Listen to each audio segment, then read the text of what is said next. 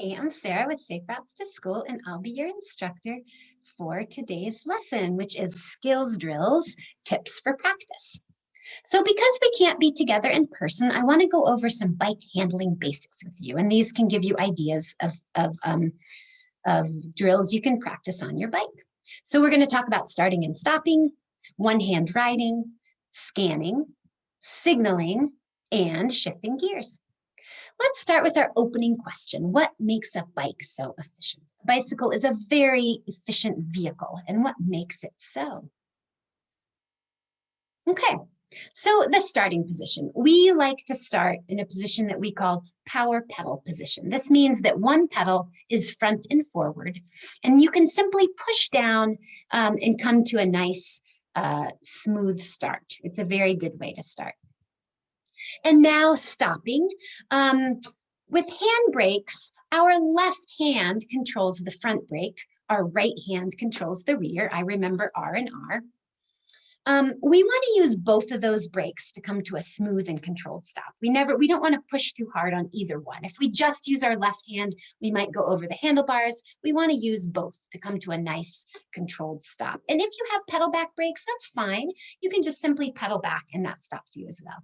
So here we see a rider who has come to a nice, smooth, controlled stop by using both of his brakes at the stop sign.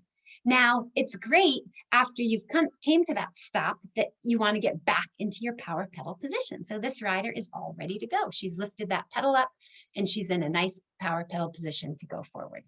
Let's watch a short video about starting and stopping.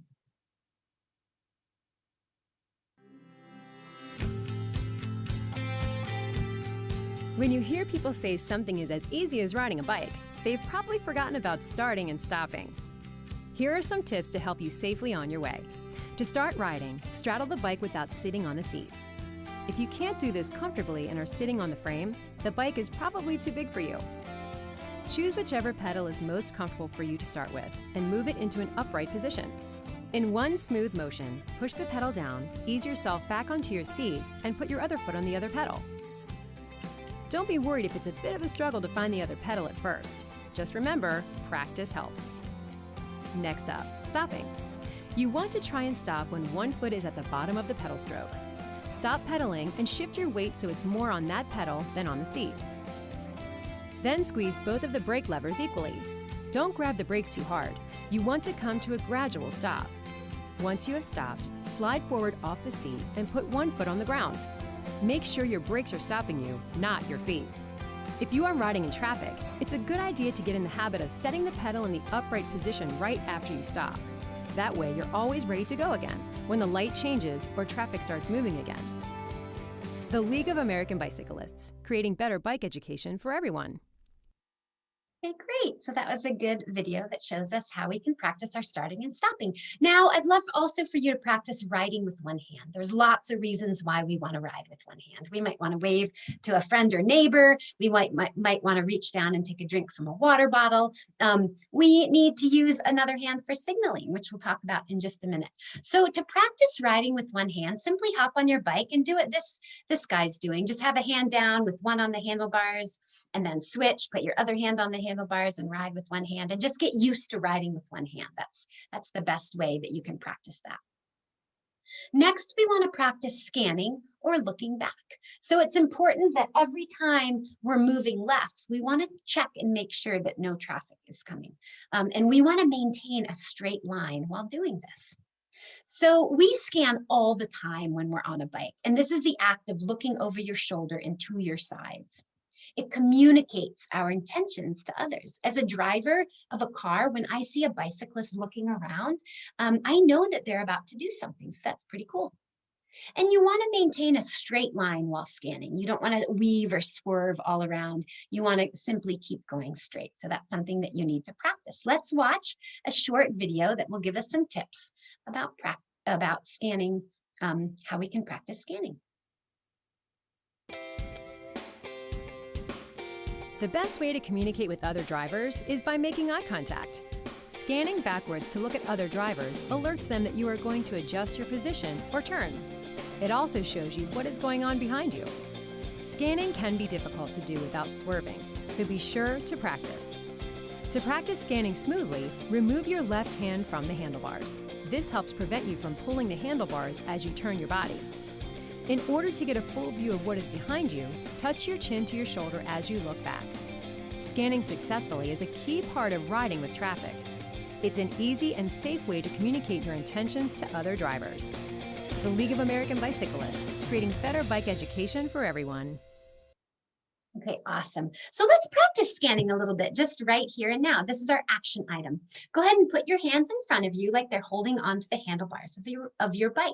Then we're going to turn our head back to the left. Let's touch our chin to our shoulder, just like she talked about in the video. And then we'll do it to the right. So let's do it together to the left. We're going to touch our chin and look back. How much can you see? Let's try it to the right. Looking back. Let's do it again on the left. So chin to shoulder, looking back. And then again on the right, chin to shoulder, looking back.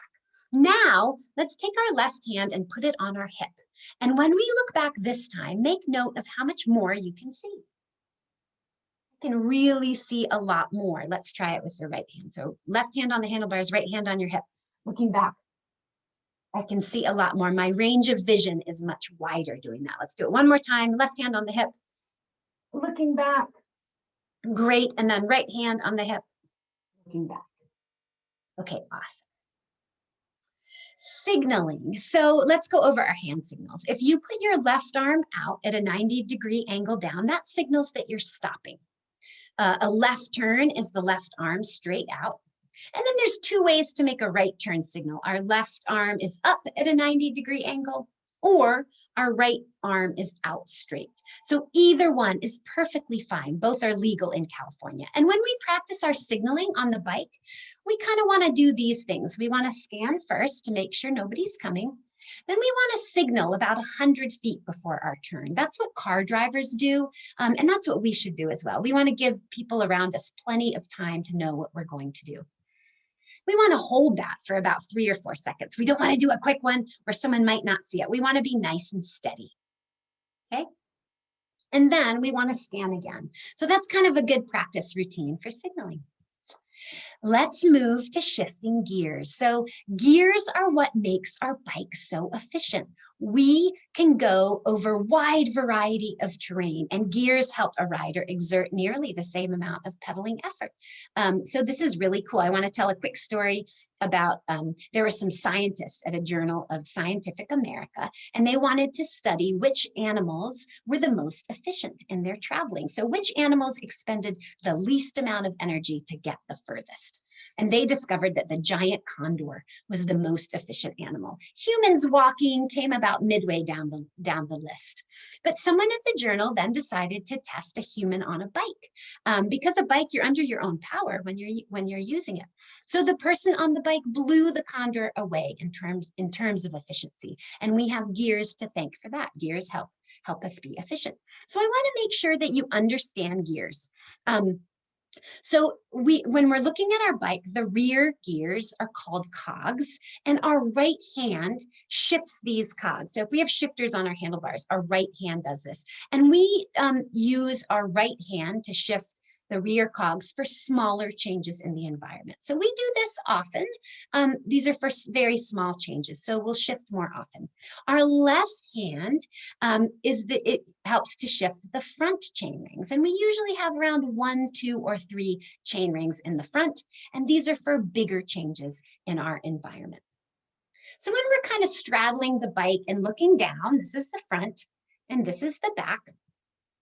On flat and level ground, you'll want to be in about the middle range of your gears. So I live in Santa Rosa, which is fairly flat, and I'm usually always in the middle here. I'm in 2 in the front and about 4 or 5 in the back. Now let me explain that. Starting from the frame and out, you count out. So this is 1, 2, and 3. And in the back, this is 1, 2, 3, 4, 5, 6, 7, 8. This bike has 24 gears. So 3 in the front and 8 in the back. 3 times 8 is 24. So I have 24 different options to choose from. Let's talk a little bit more about this. So when it's getting harder to pedal, for example, I'm going up a hill, I want to be in an easier gear. I want to be in spinning more. I don't want to put as much effort into pedaling. So that means that If I have shifters that have numbers on them, I'm going to be in a lower gear in the front and a lower gear in the back. I'll be in one in the front and one in the back. That's the easiest gear I can be in. Quick tip, shift into an easier gear when you're coming to a stop so that you can easily go forward when the light turns green, when you have to go. Next, when you're going downhill, you want to be in a harder or higher gear. You want more power to pedal. So you'll be in 8 in the back and 3 in the front. So your shift numbers will display higher numbers on both sides.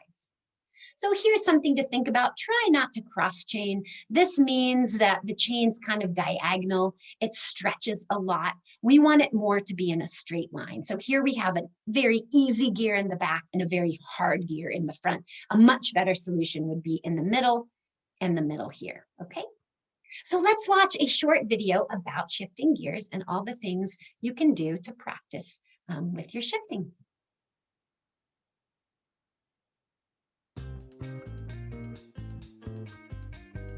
Most bikes have gears, and you want to use them to keep your pedaling smooth and consistent, whether you're going uphill or down.